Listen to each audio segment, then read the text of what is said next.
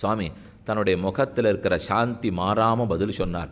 அடியேன் ஒருத்தன் நரகத்துக்கு போவதாக இருந்து அதனால் இத்தனை பேர் மோட்சத்துக்கு போவதாக இருந்தால் தாராளமாக அதை ஏற்றுக்கொள்ளுகிறேன் என் இவர் சொல்ல, ஓ எம் பெருமானாரே அப்படின்னு அவர் பட்டம் கொடுத்தார். அப்பதான் அவர் அணைத்து கொண்டு எம்பெருமானார் எம்பெருமானார்னு கூத்தாடினாராம்.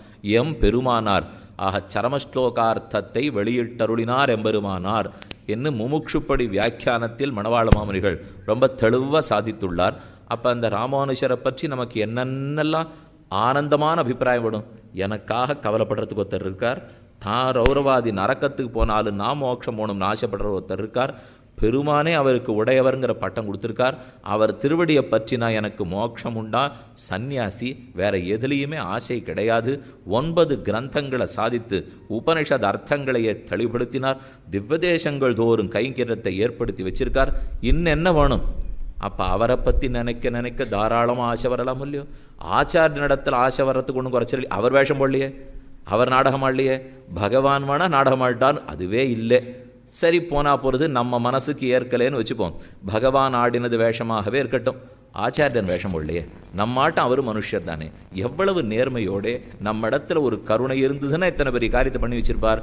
அப்ப பகவானே கடைசியா யோசித்து, இனி நாம பிறந்து இவர்களை திருத்த முடியாது, மக்னான் உத்தரத்தே லோகாத் காருண்யாது சாஸ்திர பாணினா. இத்தனை நாள் சாஸ்திரத்தை பிடிச்சுன்னு பிறந்த பெருமான் இப்போது சாஸ்திரத்தை பிடித்து கொண்டு ஆச்சாரியனாக பிறக்கிறார். அப்ப ஆச்சாரிய அபிமானம் இருந்தாலே ஒழிய பிராட்டி நடத்திலேயே செல்ல முடியாது. பிராட்டி நடத்துல சரணாகதி பண்ணினாலே ஒழிய மோட்ச உபாயமாக பகவான் திருவடிகளையே பற்ற முடியாது. அப்ப ஆச்சாரியனை பற்றுவது மிக முக்கியமாகிறது.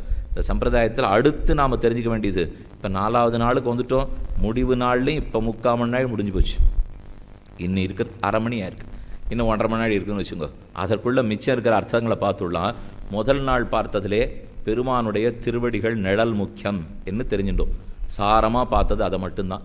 அடுத்த நாள் பார்க்கும்போது பெருமானிடத்தில் கண்டிப்பா ஆசையை வளர்த்து கொள்ள வேண்டும். பெருமாள்கிட்ட ஆசை வளர்றதுக்கு கஷ்டப்படுறதா? சரி, பிராட்டி நடத்தே சிரமப்படுறதா? ஆச்சாரிய நடத்தே சிரமப்படுறதா? நமக்கு தெரிஞ்ச பாகவதோத்தமர்களிடத்தே யாரிடத்தில் ஆசையை வளர்த்துட்டோம்னாலும் அவ அடுத்தடுத்த படிக்கட்டு நம்மளை கொண்டு போய் சேர்த்துருவா. முதல் படியா தெரிஞ்சத்தை பிடிச்சுக்கிறோம்.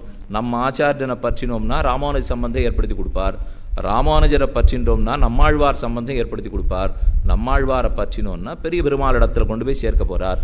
ஆக இது ஒரு சங்கிலி தொடரை போல நடந்துடுறதோ இல்லையோ, அதுக்குத்தான் ஆச்சாரியாபிமானம் வேணும் வேணும் என்று சொன்னார்கள். இதுக்கு ஒரு அழகான திருஷ்டாந்தம், ஒரு ஸ்லோகம், அது சேர்த்து சொல்றேன். ராமானுஜாங்கிரி சரணோஸ்மி குலப்பிரதீபா துவாசீத்ஸ யாமுனமுனேஹே சச்சநாத வம்சியா வம்ச பராங்குஷமுனேஹே சச்சதோபி தேவ்யாக தாசஸ்தவேதி வரதாஸ்மி தவேக்ஷணீயா. வரதராஜசவத்தில் கூரத்தாழ்வான் ரொம்ப ஆச்சரியமா சாதிக்கிறார். நான் ராமானுஜர் திருவடிகளை பற்றினேன். இப்போ ஒரு சங்கிலி சொல்ல போறார், இவர் அவரை பற்றினார், அவர் அவரை பற்றினார், அவர் அவரை பற்றினார். ஏன்னா இந்த இடத்துல ஒரு பெரிய சந்தேகம், ஒரு கதையே நடந்திருக்கு. ராமானுஜர் சரணாகதியை பற்றி சொல்லிருக்கார், விபீஷண சரணாகதி காலக்ஷேமம் பண்ணிருக்கார். ராமாயண உபன்யாசம் போல் இருக்கு. ரொம்ப நிறைய சிஷ்யர்கள்லாம் இருப்பாளாம், 700 சன்னியாசிகள் அவருக்கு சிஷ்யாலாம். ஒரு சமயத்தில் ஒரு கோஷ்டியில் 700 பேர் காவி கட்டின்னு உட்காண்டிருந்தாள்னா எப்படி இருக்குமோ, வைகுந்தமே கீழே இறங்கி வந்துருத்துன்னு தோணும். அத்தனை பேர் அவருக்கு சிஷ்யர்கள், 12,000 கிரகஸ்தர்கள் சிஷ்யர்கள், எண்ணிறந்த ஸ்திரீகள் சிஷ்யர்கள், அத்தனை பேருக்கு உட்காந்து வச்சு விபீஷண சரணாகதி சொல்லிட்டு இருக்கார். பக்கத்தில் பிள்ளவரங்காவல்லி தாசர் எழுந்தோடி இருக்கிறார். அவர் ஒரு மல்லர் தம்பதி, பொன்னாச்சியார் பிள்ளவரங்காவல்லி தாசர், 2 பேரும் பக்கத்து ஊர். உறையூர்னு கமலவல்லி தாயார் கேள்விப்பட்டிருக்கீங்களோ இல்லையோ? உறையூர் தான் திருப்பாணாழ்வாருக்கே அவதார ஸ்தலம், அங்கு பிறந்தவா தான் இவா. அதுக்கப்புறம் திருந்தி வந்து ராமானுஜர் திருவடிகளை பற்றினவா. நன்னா மல்ல யுத்தம் பண்ற அளவுக்கு சக்தி, பெருத்த மல்லர், சோழ தேசத்திலேயே சிறந்த மல்லர். அவர் திருந்தி வந்து ராமானுஜரிடத்துல காலக்ஷேபம் கேட்டுருக்கார். பண்ணி மெதுவா விபீஷணன் வந்தது என்ன, அவன் பட்ட பாடு என்ன, சுக்ரீவன் ஏத்துக்க மாட்டேன்னு சொன்னது என்ன, அவனை கொல்றதுக்காக சிபாரிசு பண்ணது என்ன, ஒத்துக்காம ராமன் மறுத்து பேசினது என்ன, எல்லாத்தையும் மெதுவா ராமானுஜர் சொல்லிட்டு இருக்கார். என்னமோ கரகரகரான்னு கண்ணில் ஜலம் விட்டுண்டு தாசர் மெதுவா வெறுப்போட எழுந்து போக ஆரம்பிச்சார். ராமானுஜர் இப்படி உபன்யாசிலேருந்து யாரும் எழுந்து போக மாட்டாளே, என்ன திடீர்னு இவர் எழுந்து போறார், தாசரே நில்லும், என்னத்துக்காக எழுந்து போறீன்னு கேட்டார். பிள்ளவரங்காவலி தாசர் பதில் சொன்னாராம், ஆனானப்பட்ட விபீஷணனுக்கே இவ்வளவுதான் பாடுனா எனக்கு இருந்த நம்பிக்கை படுத்து இனிமே எனக்கு மோட்சம் கிடைக்குங்கிற நம்பிக்கை எனக்கு இல்லை. எவ்வளவு ஆசையோட விபீஷணன் வந்திருக்கான். ராவணனுக்கு கூட பிறந்தவன். அது ஒன்னையுமே நினைக்காமல் ராமன் தன்னை கொன்னாலும் கொன்னுடுவன்கிற சந்தேகம் துளிக்கூட இல்லாமல் ராமன் கண்டிப்பா ரட்சிப்பான்கிற நம்பிக்கையோட வந்திருக்கானோ இல்லையோ, அவனை போய் ஏத்துக்காம இந்த சுக்ரீவன் இத்தனை பாடுபடுத்தின்னு இருக்கானே, ராமன் மேல அவனை உட்காத்தி வச்சு சமாதானப்படுத்தின்னு இருக்காரே, இதெல்லாம் என் மனசுக்கு ஏத்துக்கல. அவனுக்கே நடக்கலைன்னா எனக்கு கிடைக்கவே கிடைக்காது. அதனால எனக்கு திருப்தி இல்லை, நான் விட்டுடுறேன். இனிமே எனக்கு மோட்சம் கிடைக்குங்கிற நம்பிக்கை இல்லைன்னு விட்டார். சுவாமி பார்த்தார், இத்தனை பேர் இருக்கா, சரி நீர் போயிட்டு வரதானா போயிட்டு வரும், இவ்வளவுதான் நாம இருந்தா சொல்லுவோம். ஆனா அவருக்கு ஒத்தர் போயிட்டா கூட எண்ணமே இல்லை. இந்த சொத்து பெருமானுடைய சொத்து வீணாப்படும் இல்லையோ, அதனால அவரை திருப்ப கூப்பிட்டு, நீர் பட்ட சந்தேகம் வாஸ்தவம் தான், அதுக்கு நான் ஒரு பதில் கேட்கிறேன். நீர் மோட்சத்துக்கு போவீரான்னு சந்தேகப்பட்டீரோ இல்லையோ, எனக்கு மோட்சம் உண்டா இல்லையான்னு உங்களுக்கு தெரியுமான்னார். அப்போ தாசர் சொன்னார், இந்த மாதிரி சுவாமி சொல்லக்கூடாது, பெரிய அபச்சாரம். உமக்கு போய் மோட்சம் உண்டான்னு கேட்கலாமா? அவசியம் உண்டு, தேவரீர் எழுந்துள்ளத்தான் போகிறது. ராமானுஜர் பதில் சொன்னார், அப்படி போறச்சே உன்னை விட்டுட்டு போயிட மாட்டேன்னு கவலைப்படாதே. உங்ககிட்ட நான் என்ன தெரியுமோ சொல்ல வந்தேன், உனக்கு மோட்சம் உண்டுன்னு உறுதியாக நம்புறீரோ இல்லையோ, நான் போறேனோ இல்லையோ, போறச்சே உம்மை விட்டுட்டு போயிட மாட்டேன். இப்போ நம்பிக்கை வந்துடுத்துன்னு உட்காந்துட்டார். ஏற்கனவே எனக்கு நம்பிக்கை இல்லை, ராமனை பற்றுன்னு சொல்லச்சே அவருக்கு நம்பிக்கை வரல. ஆச்சாரியன் மோட்சம் கொடுப்பார்னுச்சே நம்பிக்கை வந்துடுச்சு. ஏன்னா ஈஸ்வரன் சுதந்திரன், சுதந்திரனான ஈஸ்வரனை பற்றின போது தொடங்கிதானே இச்சம்சயம்தான் உள்ளது. ஒரு நாள் ஸ்ரீரங்கத்தில் நம்பெருமாள் புறப்பாட்டுக்கு இன்னும் 1/2 மணி ஆகும். எல்லா ஆச்சாரியர்கள், பக்தர்கள், வித்வான்கள் எல்லாரும் காத்துன்னு இருக்கா. அப்போ மொத்த பேரும் பேசிப்பாளோ இல்லையோ, நாம இருந்தா என்னென்னமோ கதை பேசி லொடான்னு பேசிகிட்டே இருப்போம். இது நாம் அங்கே தங்கியிருந்தோம்னா அந்த நாளில் அந்த மாதிரி பேசுவாளா? ஒரு இடத்துல கூடினால்னாலே வீட்டு வம்பு பேசவே படாது. இப்போ இங்கே வந்துடுறோமோ இல்லையோ, சில பேர் 3:15 வந்துடுவா, சில பேர் 3 மணிக்கே வந்துடுவா. இப்போ நீங்கள் யாரும் பேசலன்னு நான் சொல்லவே வரல, எனக்கு அது தெரியவும் தெரியாது. இங்கே யார் என்ன பேசினாங்கிறது அது எனக்கு தெரியாது. இருந்தாலும் இங்கே வந்துட்டோமோ இல்லையோ, வந்த பிற்பாடு கடந்த 3 நாள் என்ன கேட்டோம்னு பேசியிருந்தோம்னா ரொம்ப நல்லது. இதைத்தானே கேட்டிருக்கோம். முதல் நாள் பார்த்தோமே பெருமான் திருவடிகள் தான் நமக்கு ஒன்றும், அந்த வட்டத்திலேருந்து வெளியில் போகக்கூடாது. நம்ம அந்த மாதிரி தான் இருக்கோமா? எப்போவானு பயந்துருக்கோமா? இனிமேல் பயப்பட வேண்டாம். அடுத்த நாள் ஆசையை வளர்த்துக்கணும்னு தெரிஞ்சுனுட்டோம். வாஸ்தவம் ஆசையை வளர்த்துக்காத்துக்கு என்ன இல்லை அவரிடத்துல, எல்லாமே இருக்கே. அடுத்த நாள் தெரிஞ்சினது பயப்படக்கூடாதுன்னு தெரிஞ்சுனுட்டோம். மாசுச்சாக எப்போ எல்லாத்தையும் விட்டு என்னை பற்றினியோ, நான் உன் பாவங்களை போக்குறேன்னு விட்டேனோ, இனி எதை பற்றியும் சோக்கப்படாதேன்னு சொன்னார். நாம இனிமே சோக்கப்படுறதா இல்லை. கண்டிப்பா சர்வரக்ஷகன் ரட்சிப்பார். இதை தாராளமா எத்தனை நாள் வேணா பேசியிருக்கலாம், இதுல குறையே இல்லை. இதை விட்டு விட்டு கார்த்தால் எங்க போயிட்டு வந்தேன், மத்தியானம் எங்க போயிட்டு வந்தேன், என்ன உடுத்தின்னு வந்தேன், என்ன சூடின்னு வந்தேன், இப்படின்லாம் பேச ஆரம்பிச்சா அதில் லாபம் இல்லை. கிடைத்த சந்தர்ப்பத்தில் பகவானை பற்றியும் ஆழ்வார்கள், ஆச்சாரியர்கள், ஸ்ரீசூக்திகள் இதை பற்றி பேசுறதா நமக்கு நன்மை பயக்குமே தவிர என்ன வாழ்க்கை சிறியது, அது எவ்வளவு நாள் இருக்க போறதுங்கிறது நமக்கு தெரியாது. கூரத்தாழ்வானுடைய திருக்குமாரர்கள் பராசர பட்டரும் வேதவியாச பட்டரும். ஆனால் அந்த பராசர பட்டர் வேதவியாச பட்டருக்கு அவர் ஆச்சாரியன் இல்லை, கூரத்தாழ்வான் பெற்றவரே தவிர எம்பாருங்கிற கோவிந்த பெருமாள் தான் அவளுக்கு ஆச்சாரியன். ஆச்சாரியன் யாரோ அவர் தான் ரகசியத்திரயத்தை ஸ்ரீவைஷ்ணவ சம்பிரதாயத்தில் உபதேசிப்பா. திருமந்திரன், துவயம், சரமஸ்லோகம்ங்கிறது 3 ரகசியம். இந்த 3 ஆச்சாரியன் தான் உபதேசிக்கிறான், அப்பா உபதேசிக்க முடியாது. தந்தையாரே ஆச்சாரியனாக இருந்தவனா உபதேசிக்கலாமே தவிர அது அநேகமாக நடக்காது. ஆச்சாரியனா ஒரு திருமாலைக்கு சிஷ்யாளாக இருப்போம், அப்போ அவர் தான் உபதேசம் பண்ணுவார். தகப்பனார்கிட்ட எத்தனை அர்த்தம் கேட்டாலும் சமாசேனோ சஹஸ்ரத்திரய உபன்யாசங்கிறது தகப்பனாடத்தில் பண்ணக்கூடிய பாக்கியமோ அது தேவையும் இருக்காது. ஏன்னா ஆச்சாரிய நடத்துல தான் நம்ம கேட்டுக்கு போகிறோம். எம்பர் தானே ஆச்சாரியன். கூரத்தாழ்வான் தன்னோட சிஷ்யர்களுக்கு திருமந்திரம், துவயம், சரமஸ்லோகத்தை சொல்றதுக்கு ஆரம்பிக்கிறார். தன் சிஷ்யாளுக்கு மட்டும்தான் சொல்லுவா, இன்னொருத்தருடைய சிஷ்யாளுக்கு சொல்ல மாட்டா. அதனால கதவை சாத்திட்டு யாரெல்லாம் இங்கு சிஷ்யர்கள் அல்லரோ அவர்கள் வெளியேறலாம் என்று சொல்லிட்டார் கூரத்தாழ்வான். அவள்லாம் போய் அந்த ஆச்சார இடத்துல கேட்டுக்கிட்டோம். உடனே பராசர பட்டர் எழுந்துட்டார். சொந்த பிள்ளை ஏன்னா எம்பார் இடத்துல தான் அவர் போய் கேட்டுக்கணும், அவர் இங்கு கேட்க முடியாதுங்கிறதுக்காக எழுந்திருந்தார். எழுந்து வாசல் வரைக்கும் போயிட்டார். போனவரை என்ன தோணித்தோ கூரத்தாழ்வானுக்கு, பட்டரே திரும்பி வாரும். திரும்ப கூட்டார், உட்காந்து வச்சா. நானே சொல்றேன் கேட்டுக்கும்னார். பட்டர் சரி கேட்டுக்கிறேன்னு விட்டார். கூரத்தாழ்வான் முதல்ல கேட்டார், வெளியில போன்னு சொல்லச்சேவும் ஏன் போ சொன்னேன்னு நீ கேட்கவே இல்லை, திரும்ப வர சொன்னேன் ஏன் வர சொன்னேன்னு நீ கேட்கவே இல்லை. என்ன போனா போ சொல்றதா வர்றதா வந்துடுறதான்னு அடுத்த கேள்வி நம்ம கேட்டுடுவோம். இவருக்கு இஷ்டம் இருந்தா கூப்பிடுவார், கட்டமானா வெளில போன்னு சொல்லுவார், வேண்டாம் சுவாமி இது அடுத்து நாம நினைப்போம் இல்லையோ. பட்டர் ரெண்டையுமே கேட்கல. அவர் சமாதானம் சொன்னாராம், உம்ம சொத்து அடியேன், இங்க வச்சா இருக்க வேண்டியது என் பொறுப்பு, அங்க வச்சா இருக்க வேண்டியது என் பொறுப்பு, அவ்வளவுதான் எனக்கு தெரியுமே தவிர ஏன் வைத்தியன்னு கேட்பதற்கு நாம் ஆள் கிடையாது. இது அந்த நாள். இது அந்த நாள்னா அந்த நாள். இந்த நாளில் அந்த மாதிரி யாரும் இப்போ பேச போகிறாளா? அந்த பாவசுத்தி வந்துட போகிறதாங்கிறது தெரியல. அப்புறம் பக்கத்தில் இருக்கிறவாளை பார்த்து குலத்தாழ்வான்னு சொல்கிறார், இவரை தாராளமாக எம்பார் இடத்துல தான் நான் அனுப்பிச்சிருக்கணும், அதான் நியாயம். ஆனால் நான் ஏன் தெரியுமா சொல்கிறேன், இவர் பிள்ளைக்கு இப்போ தான் 20 வயசே ஆலை, சின்ன பிள்ளை, இளைஞன். இங்கிருந்து கிளம்பி எம்பார் திருமாளிகைக்கு இவன் போனோம். உலகமோ மின்னின் நிலையில மண்ணுயிர் ஆக்ககள், மின்னல் கூட 6 நிமிஷம் இருக்கும், வாழ்க்கை எத்தனை நிமிஷம் தெரியாது. என் வீட்டை விட்டுட்டு எம்பார் திருமாளிகைக்கு போகிறதுக்குள்ளே இவனுக்கு பிராணம் படுத்துனா, அப்போ துவயமே தெரியாமல் சரமஸ்லோகமே தெரியாத உயிர் போன குற்றம் வந்துடும். அப்போ இவன் மோட்சத்துக்கு போக மாட்டான். அந்த பயத்தில் தான் நானே உட்காந்து வச்சு சொன்னேன்னார். ஒரு பிள்ளை 20 வயசு பிள்ளையை பார்த்து எங்கேயானு பெற்ற தகப்பனார், 20 வயசு எடுத்தே உனக்கு எங்கேயானு சட்டுன்னு உயிர் படுத்தினா என்ன பண்ணுறது? அதனால் நான் உனக்கு உபதேசம் பண்ணுறேன்னா, இந்த பாவசுத்தியோ இந்த நிலை வருவதோ ரொம்ப ரொம்ப துர்லபம். ஆனால் அதோட தான் கூறத்தாழ்வான்னு சொல்லி வச்சிருக்கார். அப்போ நாம் எவ்வளவு சீக்கிரம் தெரிஞ்சுக்கணுமோ தெரிஞ்சுக்க வேண்டுமே தவிர, நாள் தள்ளி போட்டோம்னு சொல்லிட்டு இருந்தோம்னா எனத்துக்காக சொல்ல வந்தேன். 18 தடவை நடந்தினார். திருக்கோட்டியூர் நம்பிகளிடத்தே அனைத்தர்த்தங்களையும் கேட்டுக்கொண்டார். தான் ஒருத்தனுக்கு நரகம் கிடைத்தாலும் அனைவருக்கும் மோட்சம் கிடைக்கும் என்னால் கிட்டட்டும் என் ஆனந்தமாக செய்துவித்தார் சுவாமி. சக்ரதேவ பிரபன்னாய தவாஸ்மீதி ச யாச்சதே.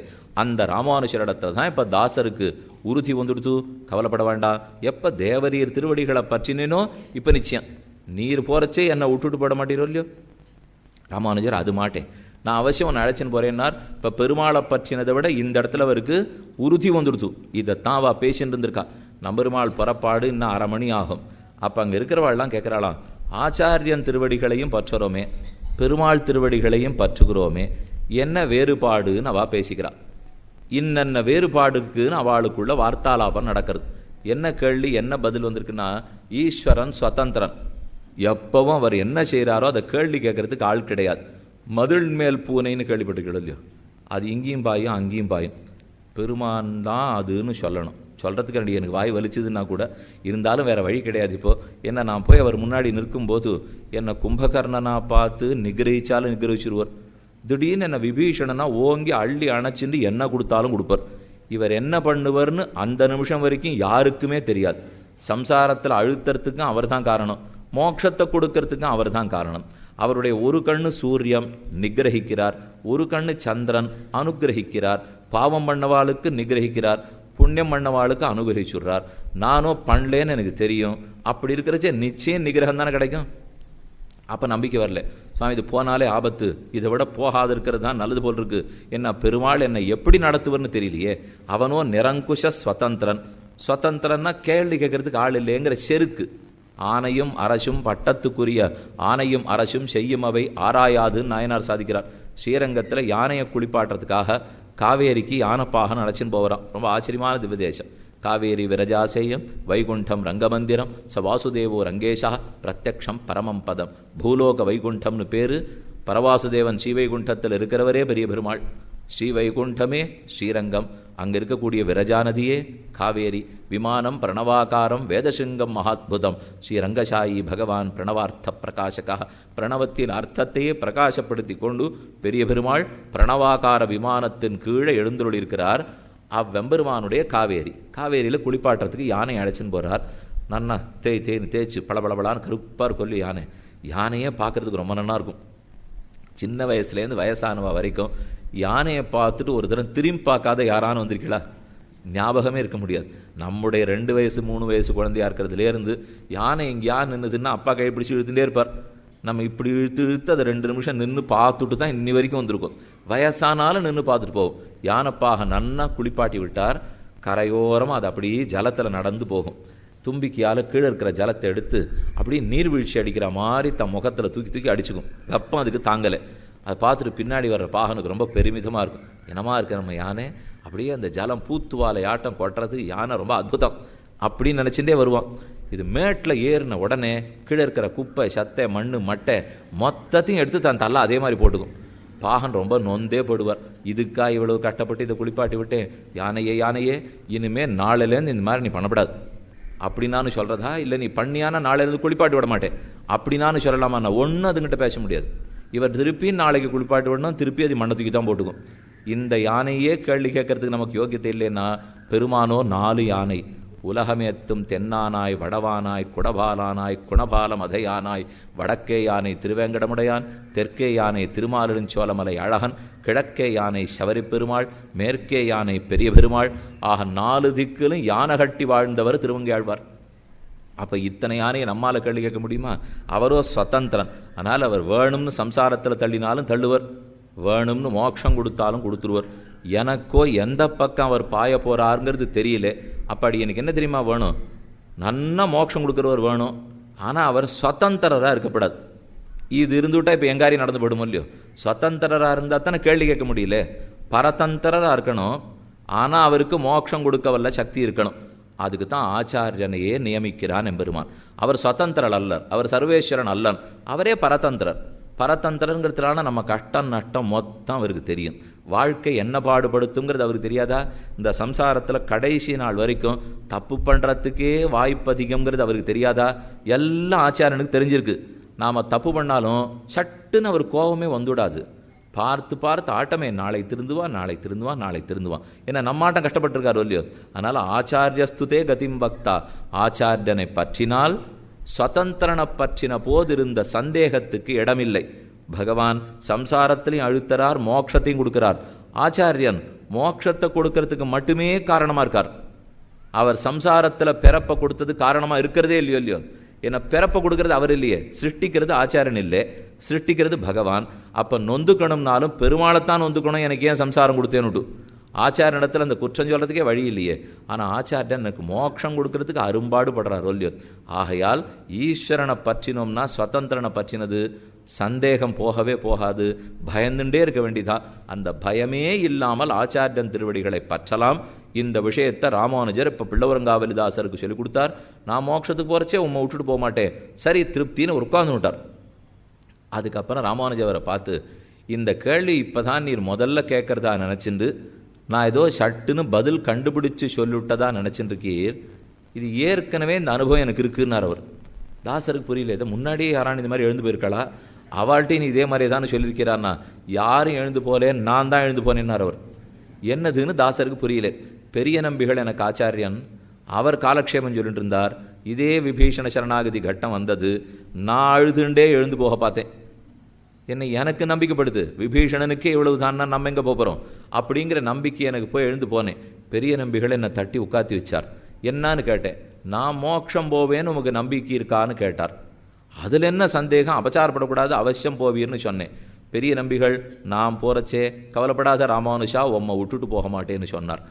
அதனால் அவர் போகிறச்சே என்னை அழைச்சிட்டு போவார்னு நான் நம்பிக்கொண்டிருக்கிறேன். இதே போல பெரிய நம்பிகள் தன் ஆச்சாரியன் ஆள வந்தார் இடத்துல கேட்டார். அவர் அதே பதிலை சொன்னார். ஆள வந்தார் தன்னாச்சாரியன் மணக்கால் நம்பிகள்கிட்ட கேட்டார். அவர் அதே பதிலை சொன்னார். அவர் தன்னாச்சாரியன் உய்ய கொண்டார் இடத்துல கேட்டார். அவர் அதே பதிலை சொன்னார். அவர் தன்னாச்சாரியன் நாதமுனிகள் இடத்துல கேட்டார். அவர் அதே பதிலை சொன்னார். அவர் தன்னாச்சாரியன் நம்மாழ்வார் இடத்துல கேட்டார். அவர் அதே பதிலை சொன்னார். அவர் அவர் அவர் அவர்னு கடைசியாக தேவப்பெருமாளை பற்றி முக்தி அடைகிறோம். ஆகையாலே நம் ஆச்சாரியனை பிடிச்சிட்டோம்னா ஆச்சாரியஸ்துதே கதிம் பக்தா, பெருமானை பற்றினா இருக்கிற சந்தேகம் ஆச்சாரியனை பற்றும் போது இல்லை அல்லவா? அவர் மனுஷனா இருக்கார், அவர் பண்றதெல்லாம் நிஜமாவே நமக்கு ஈர்க்கத்தக்கதா இருக்கு. அதோட அல்ல, வெறும் மனுஷனா இருந்து பிரயோஜனம் இல்லை. பக்கத்து வீட்டுக்காரர் மனுஷர், அவர் ஏதோ என்னாட்ட நாள் கட்டப்படுறார், அப்போ போய் அவர் காலில் விடலாமன்னா? அவர் மோட்சம் கொடுக்க வல்லவர்னு பெருமாளுடைய ஆணை இல்லையே. ஆச்சாரியன் தான் மோட்சம் கொடுக்க வல்லவர்னு பெருமாள் ஒத்துக்கிறாரே தவிர, பக்கத்து வீட்டுக்காரர் ஆச்சாரியனா இருந்தா பிடிச்சுங்க, அதை நான் வேண்டான்னு சொல்லலை இப்போ. ஆனால் அவர் ஆச்சாரியனா இருந்தான்னா பற்றர். ஆச்சாரியன் என்பான் ஒரு ஜீவாத்மா பரமாத்மாவை அடைய இன்றி அமையாதவர். இப்போ இந்த சரணாகதியிலே பகவானுடைய வேலை என்னன்னு பார்த்துட்டோம். மோட்சத்தை கொடுக்கறது பகவான் வேலை. பிராட்டினுடைய வேலையெல்லாம் நேற்றுக்கு கடைசியாக விண்ணப்பம் பண்ணேன். நாம் பண்ணியிருக்கிற குற்றங்கள் அத்தனையும் மறக்கடித்து மன்னிக்க வைத்து பெருமானுடைய குணங்களை நன்கு தூண்டி விட்டு நமக்கு மோட்சம் கொடுக்கும்படி புருஷகாரம் பண்ணுகிறாள். இதுதான் பிராட்டினுடைய வேலைங்கிறதையும் நேற்று கடைசியாக பார்த்துட்டோம். அடுத்த ஆச்சாரியனுடைய வேலை என்ன சுவாமி? அவரை எதற்காக பற்றி கொள்ள வேண்டும் என்னால் ரொம்ப ஆச்சரியமான சம்பந்தம். ஆச்சாரிய சம்பந்தம் இருந்தால் தான் பெருமானே மோட்சம் கொடுப்பார். எதே போலவென்றால், தாமரையை அலர்த்த கடவ ஆதித்யன் தானே உலர்த்துவான் நீர்ப்பசை அருமானால். இது ஒரு அழகான விஷயம். நாம் அங்கங்கே போய் தாமரை குளத்தை பார்க்குறோம். பார்க்கறதுக்கே ரொம்ப நவனீயமாக மனோகரமாக இருக்கும். தாமரை குளத்தில் இருக்குது, கார்த்தால 5:45 6க்கு சூரியோதயம் ஆரச்சே அது மலர்ந்துடும், மொட்டிச்சுன்னு இருக்கும், பல பல பலவன அப்படியே தாமரை மலர்ந்துடும். ரொம்ப தூரத்தில் இருக்கிற சூரிய கிரணத்தான் தாமரை எதிர்பார்க்கும். ஒருத்தர் அடிய நாட்டம் போய் நின்றவர் யோசிச்சார், எத்தனை காத தூரத்துக்கு அப்பால் சூரியன் உள்ளான், அவருடைய ஒளிக்கதிர்பட்டா தாமரை அலற வேண்டும்? வேண்டாமே, எனக்கு ராத்திரி வேளையில் தாமரை அலர்ந்தா தேவலை. என்ன பண்ணலாம்னு யோசிச்சவர் ஒரு சட்டிப்பானையை கையில் எடுத்துட்டு நிறைய தணல் எடுத்து உள்ளே போட்டார். போட்டு நேரம் அந்த தாமரைக்கு பக்கத்தில் கொண்டு போய் வச்சு, உமக்கு என்ன வெப்பம் தானே வேணும், இதோ வெப்பம் கொண்டு வந்து வச்சுட்டேன், அதனால் அவசியம் இப்போ மலரும் பார்ப்போம் அப்படின்னு தாமரையை பார்த்து சொன்னால் மலராதது மட்டுமல்ல, உலர்ந்து சருகாக காய்ந்து போம். இதுதான் லோகத்தில் நம்ம பார்த்துருக்கிறது. அப்போ தாமரையை அலர்த்த கடவ ஆதித்யன், தாமரை அலர்வதற்கு சூரியனைத்தான் எதிர்பார்க்கும். நம்ம கொண்டு போய் என்ன நெருப்பை பக்கத்தில் வச்சாலும் அது ஒரு நாளும் மலராது. மலராததோடு அல்ல, அலராததோடு அல்ல, உலர்ந்தும் போகும். சரி, சூரியனை எதிர்பார்க்கும்னு ஒத்துனுட்டோம். இனிமேல் நான் இந்த சட்டிப்பானையெல்லாம் தூக்கின்னு போகிறதா இல்லை, அவரே அவர் வேலையை பார்க்கட்டும் அப்படின்னு ஒத்துனுட்டு வேலை நான் பார்த்தேன். நன்னா கார்த்தால சூரியோதயம் ஆன உடனே சட்டுன்னு தாமரையை குளத்துலேருந்து பறிச்சுன்னு வந்து நிலத்தில் போட்டுட்டு இந்த சூரியன் என்ன பண்ணுறார் பார்ப்போன்னு பார்த்தேன். என்னாகும், குளத்தில் இருக்கிற தண்ணீரில் இருக்கிற வரைக்கும் தான் தாமரை அலரும். குளத்துலேருந்து வெளியில் கொண்டு போட்டாச்சுன்னா அதே சூரியன் தாமரையை வளர்த்திடுவார். எந்த சூரியன் குளத்து தண்ணீரில் இருக்கிறச்சே தாமரையை மலர்த்தினாரோ அதே சூரியன் குளத்தை விட்டு தாமரையை வெளியில் எடுத்துட்டால் மலர்த்த மாட்டார், மறுபடியும் உலர்த்தி விடுவார். அப்போ இந்த இடத்துல 2 தேவை வந்துடுது பார்த்தீங்களா. 1 சூரியன் தான் மலர்த்தணும், 2 தண்ணீரில் இருந்தால் தான் மலர்த்த முடியும். இந்த 2 ஒன்று விட்டு போச்சுன்னா கூட நடக்காது. தண்ணீர்லேயே வச்சு நான் தணலை காமிச்சேன்னாலும் ஒன்றும் நடக்காது. சூரியனே உதிச்சிருந்தாலும் தண்ணியை விட்டு வெளியில் எடுத்துட்டேன்னாலும் நடக்காது. அப்போ தண்ணீரில் இருக்கணும், சூரியன் வளர்த்த வேண்டும். இது இந்த தாமரையை பற்றி தெரிஞ்சிட்டோம். இது ஆழ்வார்களில் முதலாழ்வார்கள் மற்றுள்ள வாழ்வார்களுக்கு முன்னே வந்துதித்து நற்றமிழால் நூல் செய்து நாட்டை உய்த்த பெற்றுமையோர். நாட்டு ஜகத்து உய்வடையணுங்கிறதுக்காக தமிழ் பாஷையிலே முதல் திருவந்தாதி, 2ஆம் திருவந்தாதி, 3ஆம் திருவந்தாதி, 3 திருவந்தாதி பாடியிருக்கா. அதில் இது ஒரு அற்புதமான பாசுரம். செந்தடலே வந்தடலச் செய்திடனும் செங்கமலம் அந்தரம் சேர் வெங்கதிரோர்கல்லால் அலராவால். ஆழ்வார் ரொம்ப ஆச்சரியமாக சாதிக்கிறார். ஒன்னொன்று எதிர்பார்க்கும். பெயரும் கருங்கடலே நோக்குமாறு. ஒரு ஆறு ஓடுறதுனால அது சமுத்திரத்தை எதிர்பார்த்து தான் ஓடும், அதான் லட்சியம். ஆறை எத்தனை தடுத்து என்ன அணை போட்டாலும் அது கடைசியில் சமுத்திரத்தை தான் சென்று கிட்டும். பெயரும் கருங்கடலே நோக்குமாறு. ஒன் பூ உயரும் கதிரவனே நோக்கும். தாமரைப்பூ மலருவதற்கு சூரியனையே எதிர்பார்க்கும். உயிரும் தருமனையே நோக்கும். நம்ம உயிர் பிரிஞ்சு கொடுத்துனா யமதர்மராஜனைத்தான் எதிர்பார்க்கும். அவர் முடிவு சொல்லணுமே, இது எந்த நாட்டுக்கு போகிறது, எந்த பட்டணத்துக்கு போகிறதுன்னு அவர் தானே கணக்கு பார்த்தானோ. அப்போ உயிரும் தருமனையே நோக்கும். உன் தாமரையாள் கேள்வன் ஒருவனையே நோக்கும் உணர்வு. நம் உணர்வு ஆத்மாவனுடைய ஞானம் விகாசம் அடைய ஸ்ரீமன் நாராயணனுடைய அருளையே எதிர்பார்க்கும். அப்போ ஒன்னொன்று எதிர்பார்க்கிறது சொல்லியோ. தாமரை எப்படி சூரியனை எதிர்பார்ப்பரோ, நதிகள் எப்படி சமுத்திரத்தை எதிர்பார்க்குமோ, உயிர் எப்படி யமதர்மராஜனை எதிர்பார்க்குமோ, அதே போல ஆத்மா ஞானம் மலருவதற்கு பகவானையே எதிர்பார்க்கிறான். ஆகையால் இந்த ஆத்மாவுக்கு ஞானம் மலர்ச்சியை அவனை தவிர மற்றொருத்தர் ஏற்படுத்த முடியாதுன்னு பொருள். நாம் என்னமோ உபதேசம் பண்ணி ஊரெல்லாம் திருத்திட போகிறோம், நான் தான் இவாளுக்கெல்லாம் ஞானத்தை கொடுக்க போகிறேன்னா பைத்தியக்காரத்தனன்னு அர்த்தம். இதெல்லாம் ஏது நடக்காது, ஒருத்தர் தான் ஞானத்தை கொடுக்க இயலும். சரி, அப்போ அவர் எங்கேயோ இருக்காரே சுவாமி, நாங்கள் வேணால் பக்கத்தில் போய் இவருக்கு ஞானத்தை கொடுத்துடலாமன்னா, பக்கத்தில் பானையை எடுத்துன்னு போய் என்னாச்சு, அதை போல தான் இதாகும். அதனால் ஆத்மாவனுடைய ஞானம் மலர்றதுக்கு எங்கேயோ இருக்கிற பகவானைத்தான் எதிர்பார்க்கும். அப்போ முதல் விதி புரிஞ்சு போச்சு. அடுத்த விதி, அதே பெருமாள் இந்த ஜீவாத்மாவுக்கு எப்பவும் ஞான விகாசத்தை ஏற்படுத்திகிட்டே இருப்பாரான்னா மாட்டார். தண்ணீர் சம்பந்தம் இருந்தால் தானே சூரியன் அலர்த்துவார். தண்ணீர் சம்பந்தம் தான் ஆச்சாரிய சம்பந்தம். ஆச்சாரியன் ஒருத்தனோட நமக்கு தொடர்பு இருக்குன்னா ஜலத்தோடு நம்ம தொடர்பு கொண்டிருக்கோன்னு அர்த்தம். அந்த ஜலத்தில் ஆச்சாரியனிடத்தில் இருக்கிற வரைக்கும் தான், அவர் திருவடி நிழலில் இருக்கிற வரைக்கும் தான் பகவான்கிற சூரியன் நமக்கு ஞானத்தை மலர்த்துவார். ஆச்சாரியனை விட்டுட்டு விலகினோ அப்போ பகவானே நம்மளை வளர்த்தி விடுறார். ஓ, இவன் என்ன இவர் எதற்காக ஆச்சாரிய சம்பந்தத்தை விட்டு நம்ம நேரம் வந்து பிடிச்சிட்டு இருக்காரேன்னுட்டு ஒரு நாள் அவர் செய்யவே மாட்டார். ஞானமனுட்டானவை நன்னாகவே உடையனான குருவை அடைந்த கால் மாநிலத்தீர் தேனார் கமல திருமாமகள் கொழுனன் தானே வைகுந்தன் தரும். ஞானமும் அனுஷ்டானமும் உடைய ஆச்சாரியனை பெற்றால் அவர் மூலமாகத்தான் நம்ம மோட்சத்துக்கு போய் ஆகணுமே தவிர அவர் சம்பந்தம் இல்லாவிட்டால் கிடைக்காது. அப்படி என்ன ஆச்சாரியன் சரணாகதியும் போது பண்றார்? அவர் என்ன அவர் தான் மோட்சம் கொடுக்குறாரா? இல்லை அவர் தான் பிராட்டி பண்றாப்லே தானோ நம்ம பாவங்களெல்லாம் மறக்கடிச்சுடுறாரான்னா அவர் இன்னும் அழகான ஒரு காரியம் பண்றார். இப்படி மேலிருந்து வந்துட்டு இருக்கோம் நம்ம. ஏன்னா முதல்ல பகவான் உபாயம் மோட்சம் கொடுக்குறவர்னு பார்த்தோம். அவரை மட்டும் பிடிச்சிருந்தா போராது, பிராட்டி மகாலட்சுமியை பற்றினாத்தான் அவரையே பற்ற முடியுங்கிறதையும் பார்த்துட்டோம். அதுக்கடுத்தது ஆச்சாரியனை பற்றினாத்தான் இவ 2 பேரிடத்திலேயே போக முடியும். அப்படி என்ன ஆச்சாரியன் பண்ணுகிறார்னு சொன்னால், முதல்ல பிராட்டியை பற்றினா புருஷகாரம் பண்ணுவாள், பாவங்கள் மறக்கப்படும். பெருமானை உபாயமா பற்றினா மோட்சம் கொடுப்பார்.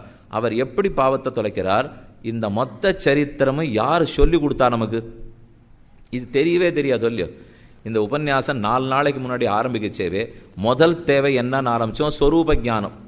நான் யார் தேகத்தை காட்டிலும் வேறுபட்டவன் தெரிஞ்சாலே ஒழிய மொத்தம் சரணாகதியை பற்றி அப்புறம் பேசுறதுலேயே அர்த்தம் இல்லையோ இல்லையோ. அந்த சின்ன அறிவை ஏற்படுத்தினவரே ஆச்சாரியன் தானே.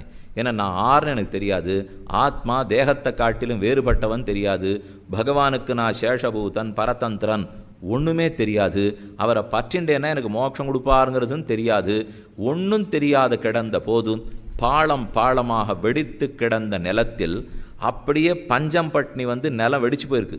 இந்த வெடிச்ச நிலத்தில் ஒரு பாட்டம் மழை பெய்தா புதுசாக பழபழப்பழன்னு எப்படி வரும்? அதே போல அனாதி காலமாக இந்த உள்ளம் பாளம் பாளமாக வெடிச்சு பகவத் விஷய ஞானமே இல்லாமல் சுக்கான் பரல் போலே வெந்தும் சுடுநீரும் கிடக்கிறது. அந்த இடத்த அந்த நிலத்தை சரிப்படுத்தணும்னு ஆச்சாரியனுக்கு ஆசை.